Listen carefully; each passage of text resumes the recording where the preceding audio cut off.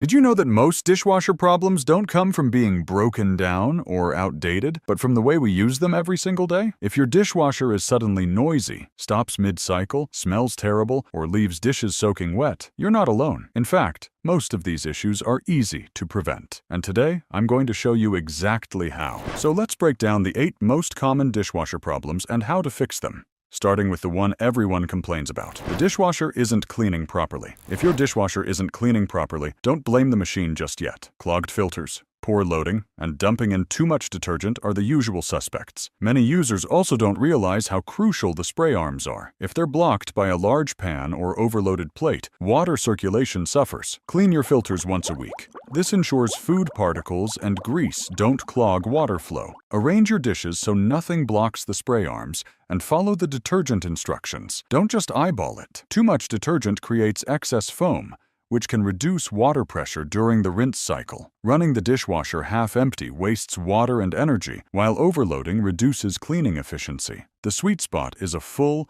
well-balanced load. Bonus tip: use Eco Mode for everyday loads. It uses lower temperatures and less water without compromising on performance, and extends the life of internal components by reducing thermal stress. Consider also using Rinse Aid to help water sheet off the surfaces, improving both cleaning and drying. The dishwasher isn't filling or draining. Now, let's talk about a more serious problem: when the dishwasher won't fill or drain. If you're seeing standing water at the bottom, or it won't even start, it could be a kinked inlet hose, a closed valve, or a clogged drain filter. One common issue is that users accidentally push the dishwasher too far back against the wall, pinching the hose without realizing it. Always leave a bit of space behind the unit. Double-check that the water valve is fully open and that the inlet hose isn't twisted. Clean your drain filter regularly. It collects food waste that can clog the drainage system. Once a month, run an empty cycle with a cleaning tablet to flush out internal gunk. This helps maintain the pump's efficiency and prevents sediment buildup in water pathways. Keep the base of the dishwasher dry and level. Moisture accumulation or a slight tilt might confuse sensors, causing the machine to stop mid-cycle or not start at all. Some dishwashers also use a flood sensor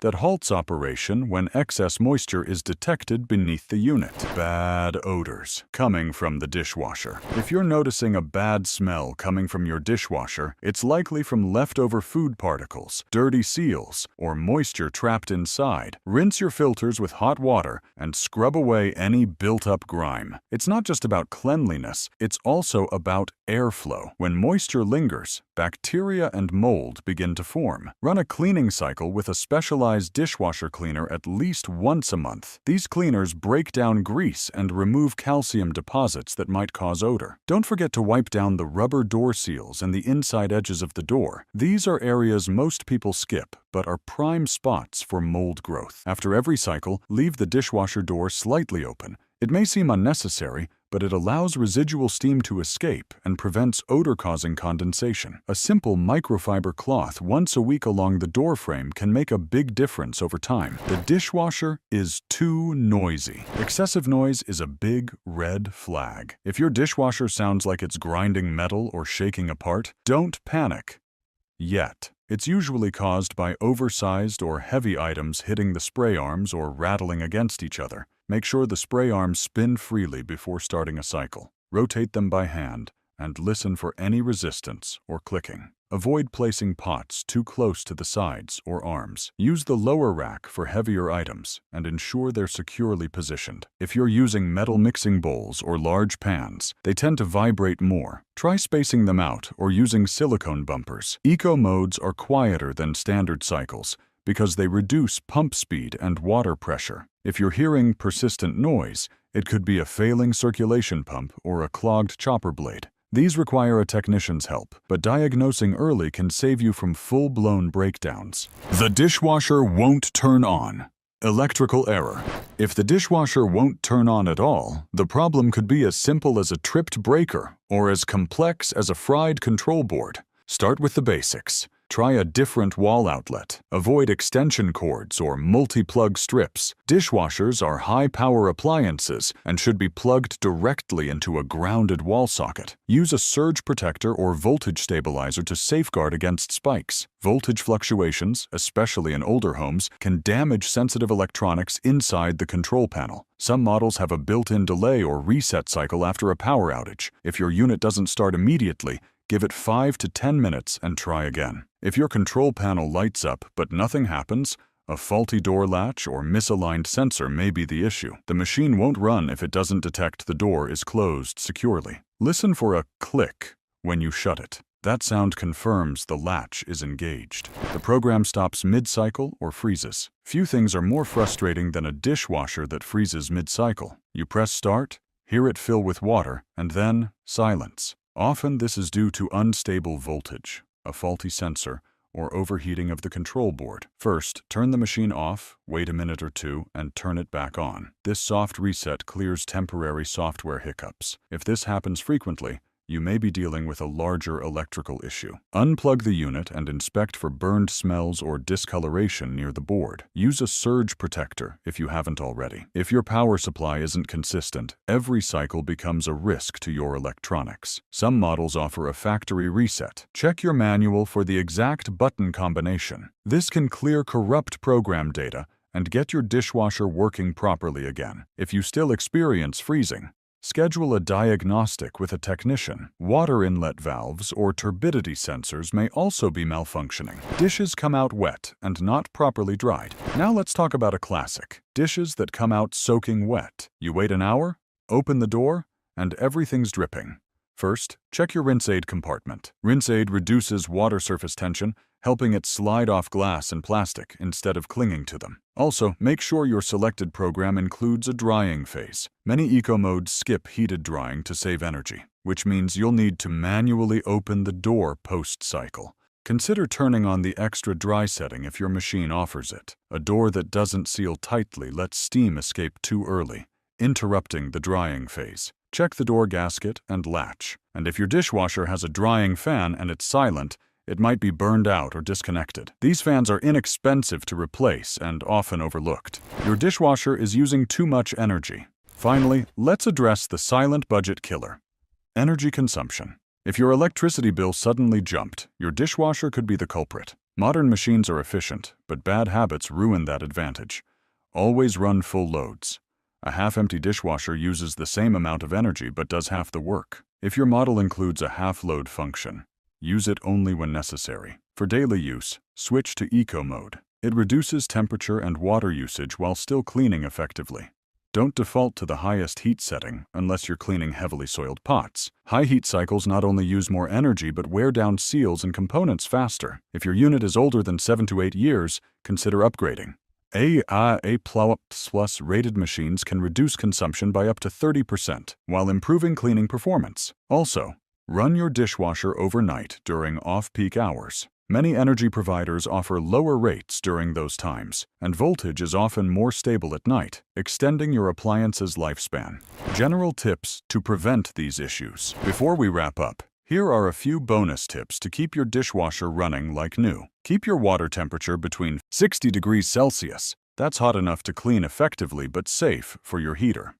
Too much heat shortens component life and risks damaging plastics. If you live in a hard water area, use dishwasher salt. It softens water, preventing limescale buildup in the heating element and spray arms. That buildup causes performance loss and shortens the machine's life. Once a year, have your dishwasher serviced professionally. A technician can clean the heating element, check the circulation pump, and inspect sensors you can't reach on your own. Maintenance today prevents repairs tomorrow. If you found this helpful, hit that like button, subscribe for more smart home tips, and share this with someone who thinks their dishwasher is haunted. Until next time, maybe go check that filter.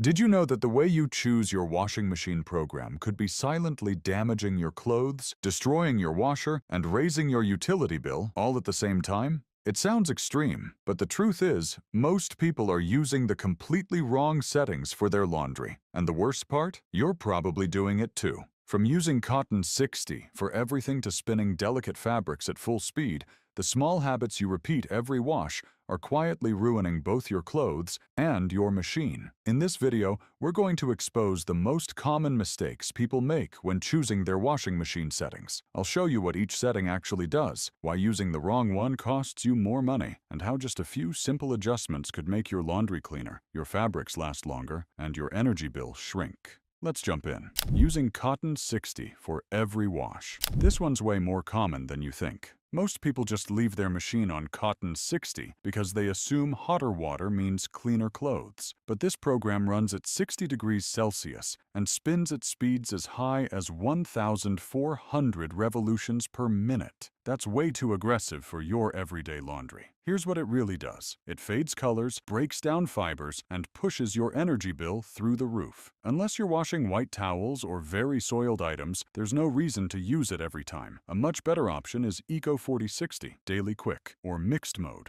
These settings lower the temperature to 30 or 40 degrees Celsius and drop the spin speed to somewhere between 800 and 1,000. Perfect for most loads. That one small change alone can save you around $5 to $7 a month. Running long programs for small loads. Ever run a 2-hour cycle just to wash 3 shirts? Yeah, it happens more than people admit. But that habit adds up, not just in water and electricity, but in unnecessary wear on your fabrics. Extended spins and heat cycles are brutal when they don't need to be. If you're washing a small load, use Quick 15, Mini 30, or the half-load button if your machine has it. Combine that with cold or low-temperature washes whenever possible. You'll not only protect your clothes, but also keep your water bill down. Just this change can save you $3 to $4 every month.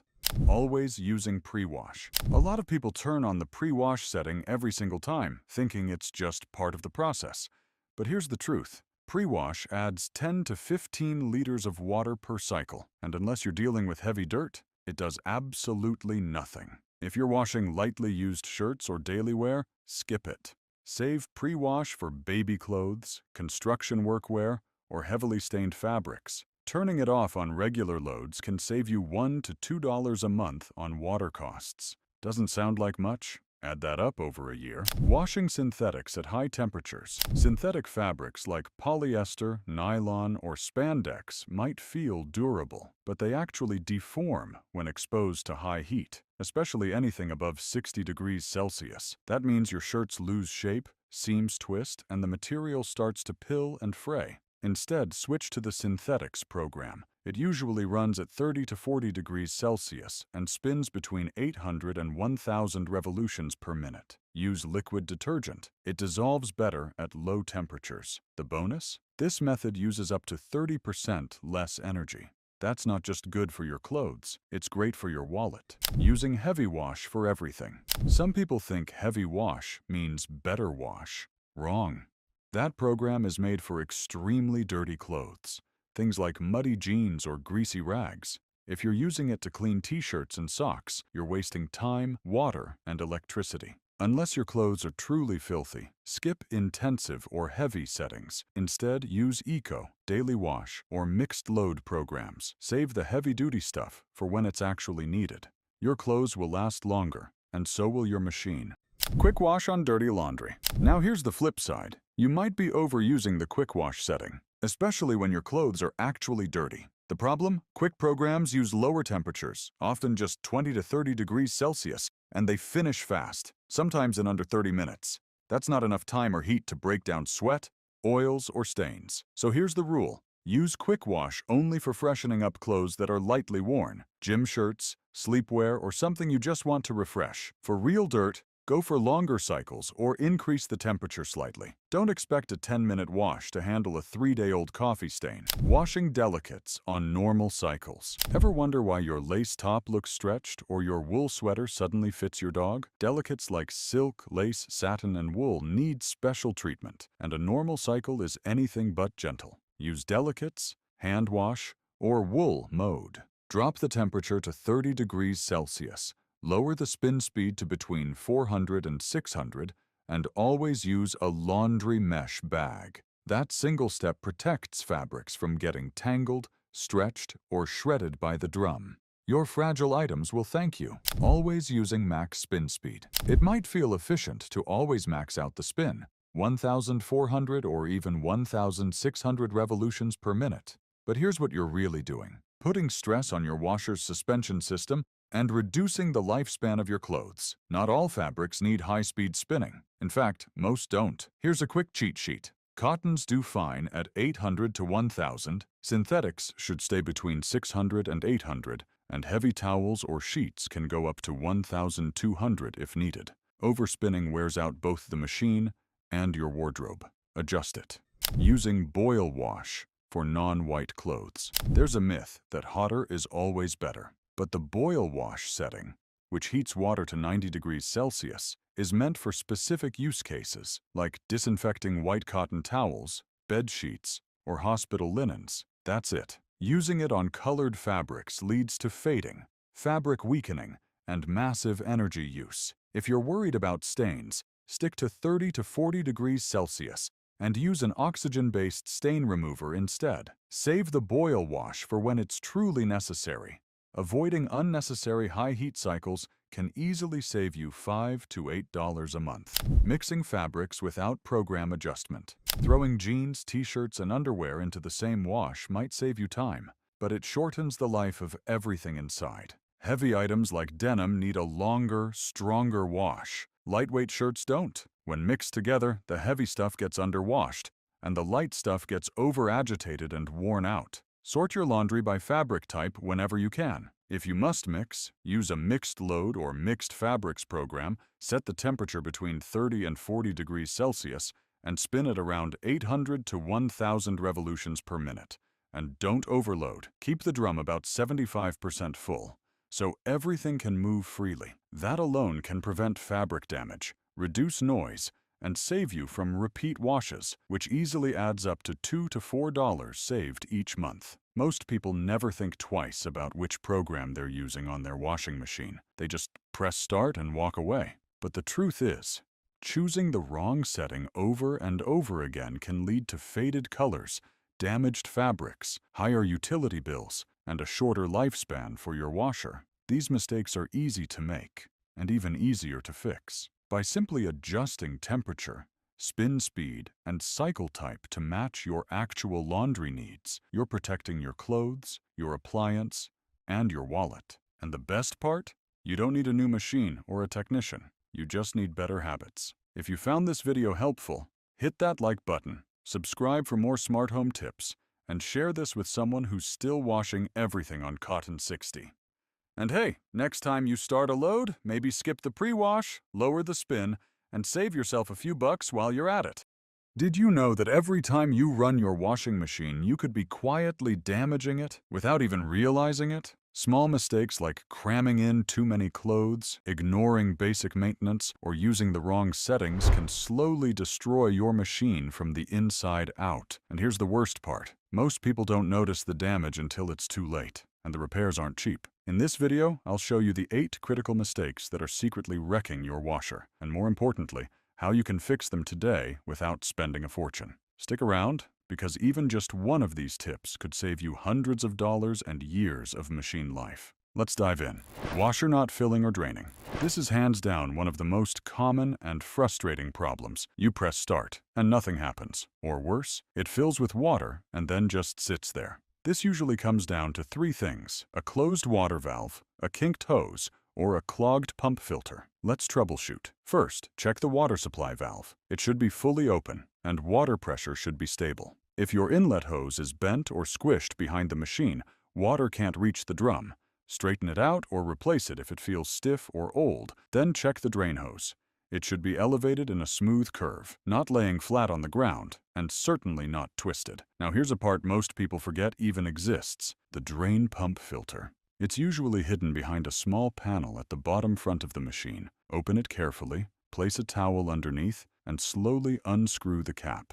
Coins, hairpins, lint, whatever fits in your pocket, gets stuck here. Clean it monthly to avoid clogs and keep water flowing properly. And one more tip: if you're washing small items like baby socks or lingerie, use a laundry bag. These tiny pieces can sneak past the drum and into the drain system, causing blockages you can't even see. Clothes come out dirty or with detergent residue. So your clothes smell fresh, but still look like they haven't been washed? Or maybe they come out with white streaks or gooey spots. This problem is more common than you think. and the root cause usually falls into 3 categories: overloading, poor detergent habits, or a dirty detergent drawer. Let's start with the load. A washing machine needs space to move your clothes around. If the drum is too full, water and detergent can't circulate properly. As a rule of thumb, you should be able to place a full hand on top of the laundry pile. If you're cramming it shut with your knee, it's overloaded. Second, detergent. If you're guessing the amount or using regular powder in cold washes,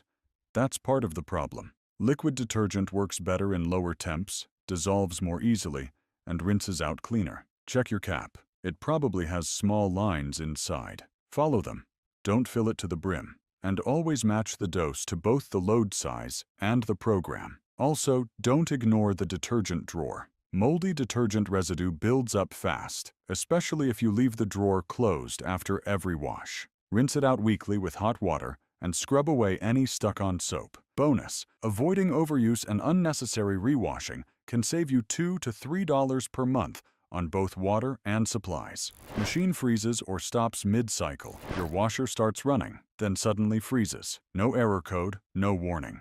You check back 20 minutes later, and nothing's changed. Annoying? Absolutely. But usually, this problem has a simple explanation. First, make sure the door is fully shut and latched. Most machines won't continue if they detect the door is slightly ajar. Next, think about what you loaded. Large, heavy items, like blankets or rugs, can throw the drum off balance. Always pair them with smaller absorbent items like towels to distribute weight. Now, here's where things get technical. Voltage instability can disrupt the control board, causing it to stop mid-cycle. A simple surge protector can act as a buffer and prevent long-term damage. They're cheap, easy to install, and could save your machine's brain from frying. If the issue continues, you may be dealing with a faulty door sensor or main board. But starting with these basic checks could save you $3 to $5 a month in wasted water and electricity from aborted washes. Bad smells or mold buildup. If your washer smells like a swamp even when it's empty, you're not alone. The culprit? Detergent buildup,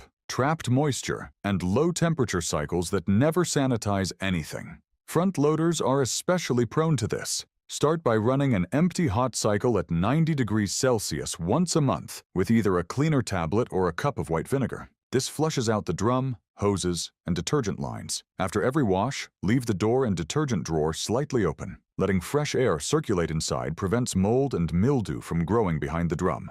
Pay close attention to the rubber gasket around the door. Use a cloth and wipe down both the outer rim and the inner folds weekly. You'd be surprised how much lint and moisture hides in there. Cleaner machines also clean better, meaning you'll need less detergent and save another $2 to $4 per month in the long run. Washer is noisy or shakes excessively. If your washer sounds like it's trying to launch into orbit, something's off. Loud banging or excessive vibration is not just annoying, it's a warning sign. It means your washer is struggling to balance itself, which can wear out internal parts over time. Start by checking that the machine is on a flat, stable surface. Use a level and adjust the feet if necessary. Then, when loading clothes, balance heavy fabrics, like jeans with lighter ones, to prevent lopsided spinning. If the shaking continues, your shock absorbers might be wearing out, especially on older machines. A technician can replace them before they damage the frame or cause leaks. Don't ignore this issue. It gets worse with every load. High energy or water consumption. If your utility bills are creeping up and your washer is running more often, it might be time to rethink how you're using it. High-temp washes, pre-wash cycles, and half loads are major energy wasters. Switch to eco mode whenever possible. It reduces water temperature and shortens the cycle time without compromising on cleanliness. Only run your washer when the drum is full, not crammed, but comfortably loaded. If your machine is older than 7 years, consider upgrading. Newer models are significantly more efficient. In fact, switching to an A++ washer could save you $5 to $7 per month. Also, avoid pre-wash settings unless the clothes are heavily soiled. They rarely add value and double the water usage. Power error or machine won't turn on. You press the button and nothing. No lights, no beep, just a lifeless panel. This is usually caused by a tripped circuit, a power surge, or a disconnected control board. Check the power outlet first. Try plugging something else into it to see if it works. Never use an extension cord. These restrict voltage and can create problems over time. Surge protectors are a smart investment, especially in older homes or areas with unreliable electricity. If the machine recently lost power due to an outage, wait at least 5 to 10 minutes before turning it back on. Some systems need time to reset. Still no luck? Then it might be a control board issue. These aren't cheap to replace, but protecting yours with a $20 surge protector could save you a $150 repair down the road. Washer is leaking water. A small leak under the washer might not seem like a big deal until it floods your laundry room. Water leaks often come from worn door gaskets, loose hose connections, or an overfilled detergent drawer. After each wash, wipe the door seal dry. Then open the folds of the gasket and check for hair, lint, or trapped socks. Check all hose connections, especially where the water inlet and drain hoses meet the back of the machine. Tighten anything that feels loose. And don't overdo the detergent. Too much soap creates foam, which can overflow and spill out of the drawer or door. If the leak persists, have a technician check the drum seal. Fixing it early can save you from replacing flooring, baseboards, or even subflooring. Bonus: general tips for long-lasting efficiency. Want to extend your washer's life by years? Clean the water inlet filters every 6 months. They trap sediment that can reduce water pressure. Always choose wash programs that fit your load type, not just what's fastest. Don't let the drum sit closed after use. Let it breathe, and schedule a professional inspection once a year. A technician can catch wear on the heating element, pump, or bearings before they fail. These small habits take less than 5 minutes a week. But the payoff? A quieter, cleaner, longer-lasting washing machine, and more money left in your bank account. If this video helped, hit that like button, subscribe for more appliance advice, and share it with someone whose washer is always acting weird. And hey, maybe go check your filter right now. Did you know that your refrigerator could be costing you hundreds of dollars every year, even if it seems like it's working just fine? Small things like dirty coils, incorrect settings, poor habits, and overlooked maintenance can quietly destroy your fridge from the inside out without you ever noticing, until it's too late. In this video, I'm breaking down the 8 most common refrigerator problems, what causes them, how you can fix them today, and how to keep your fridge running smoother, colder, and cheaper for years to come. Let's jump straight in. Refrigerator not cooling properly. If your fridge isn't keeping your food cold, that's your first warning sign. A refrigerator that struggles to maintain temperature is usually dealing with one or more common issues: a broken rear fan, a faulty thermostat, a refrigerant leak, or worn-out door seals. Start with the basics. Check the thermostat setting. The refrigerator compartment should stay between 3 and 5 degrees Celsius, and the freezer should be set to -18 degrees Celsius. If it's already properly set, move on to the door seals. A simple test: close a piece of paper in the door. If you can easily pull it out, the seal is weak and needs replacing. Next, pull the fridge away from the wall and take a look at the condenser coils. Dust and dirt act like a blanket, trapping heat and forcing the compressor to work harder. A quick cleaning with a coil brush or a vacuum can make a massive difference.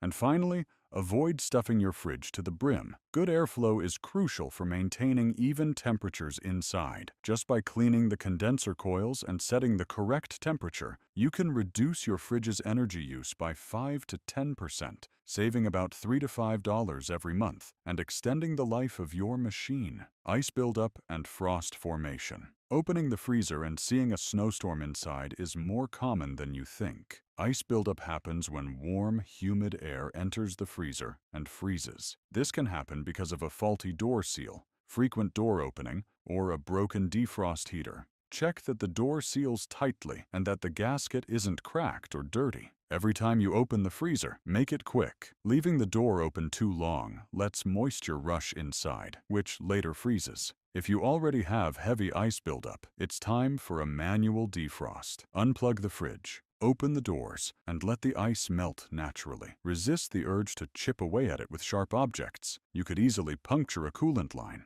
And if the frost comes back quickly, it could be a defrost system failure. That's when you call a professional. Defrosting regularly not only keeps the freezer working efficiently, but also helps you save around $2 to $4 each month by reducing strain on the motor. Refrigerator running constantly. If your fridge sounds like it's running all day and all night, it's not normal. Constant running is usually a cry for help, either from dirty coils, bad airflow, or bad placement. First, clean the condenser coils. Over time, Dust buildup insulates the coils and prevents heat from dissipating properly, making the compressor run non-stop. Second, avoid hovering with the fridge door open while you decide what to eat. Every second matters. More warm air means more work for the fridge. Placement matters too. If your fridge is next to an oven, stove, or in direct sunlight, it's fighting against outside heat all day. Even moving it a meter away from a heat source can dramatically reduce its workload. By cleaning coils and controlling door usage, you can save between $20 and $40 per year, which translates to about $2 to $3 a month. Plus, it keeps your compressor from wearing out years too early. Refrigerator giving, electrical errors, or not working at all. It's a terrible feeling. You walk into the kitchen, open the fridge, and everything's warm. If the fridge is completely unresponsive, start simple. Check if the outlet is working by plugging in another device. Never run your fridge on an extension cord. They can restrict power flow and cause voltage drops. Protect your appliance with a high-quality surge protector.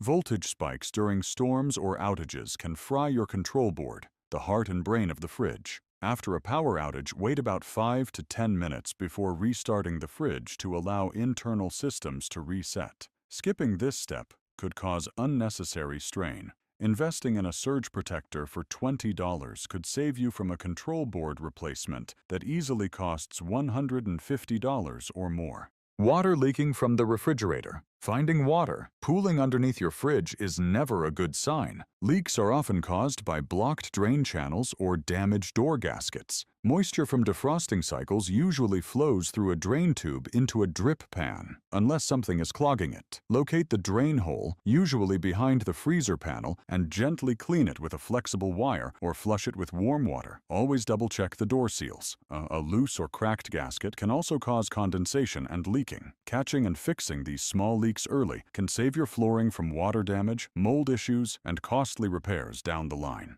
Freezer overcooling and freezing food. If your lettuce looks like it's been in an Arctic expedition, you have a problem. Food freezing in the refrigerator compartment usually means your thermostat is set too low or your internal temperature sensor is malfunctioning. First, verify that your fridge is set between 3 and 5 degrees Celsius. If it is, but food still freezes, the thermistor might be faulty, and a technician will need to replace it. Also, avoid cramming every shelf full. Air needs to circulate freely to maintain even temperatures. Good spacing can prevent cold pockets that freeze certain foods while leaving others barely cold. Fixing these issues not only saves your groceries, but also cuts down your energy bill by about $3 to $5 per month. Strange noises coming from the refrigerator. Refrigerators hum and buzz. That's normal. But loud clicking, popping, grinding, or scraping sounds? That's not normal. Start with the easy checks. Make sure the fridge is standing level on all 4 feet. Even a small tilt can cause parts to vibrate and create annoying sounds. If leveling doesn't help, inspect the fan area for frost buildup. A blocked fan can make grinding or scraping noises. Defrosting the freezer can sometimes fix the issue. If noise continues even after defrosting, chances are the evaporator fan motor is worn out, and catching it early can prevent compressor overloads later on. Interior light. Flickering or not working. It might seem like a minor issue, but if your fridge light flickers or doesn't turn on, it could be the first sign of bigger electrical problems. Always start simple. Replace the bulb. If that doesn't work, the issue might be with the wiring or the main control board. Protect the sensitive electronics inside your fridge by connecting it to a surge protector. It's a simple step that saves you from expensive repairs later. Tips for keeping food fresher for longer in the refrigerator. A well-organized fridge isn't just neat, it keeps your groceries fresher for days longer. Store unwashed vegetables in the crisper drawer, lined with paper towels to absorb moisture. Keep delicate fruits like strawberries and raspberries in ventilated containers. Separate apples and pears from other fruits as they emit ethylene gas that accelerates ripening. Store raw meat and fish on the bottom shelf, inside airtight containers. And if you want fish to stay fresh longer, place it on a tray with ice packs underneath. Always maintain the fridge temperature between 3 and 5 degrees Celsius, and keep the freezer at -18 degrees Celsius. Don't overload the shelves. Airflow matters just as much as temperature. Tips to extend refrigerator life and save money. Take just a few minutes every 6 months to vacuum the condenser coils. Leave at least a few inches of space around the fridge for proper ventilation. Don't cram every shelf full. Allow for free airflow inside. Never place hot food directly into the fridge. Let it cool to room temperature first. Always use a surge protector to shield against electrical spikes, and schedule a professional maintenance check once a year. Catching small issues early can save you hundreds of dollars over time. These simple habits can easily add 5 to 7 years of extra life to your refrigerator, while keeping your electricity bill lower every single month. If you found this video helpful, make sure to like, subscribe, and share it with anyone whose fridge is driving them crazy.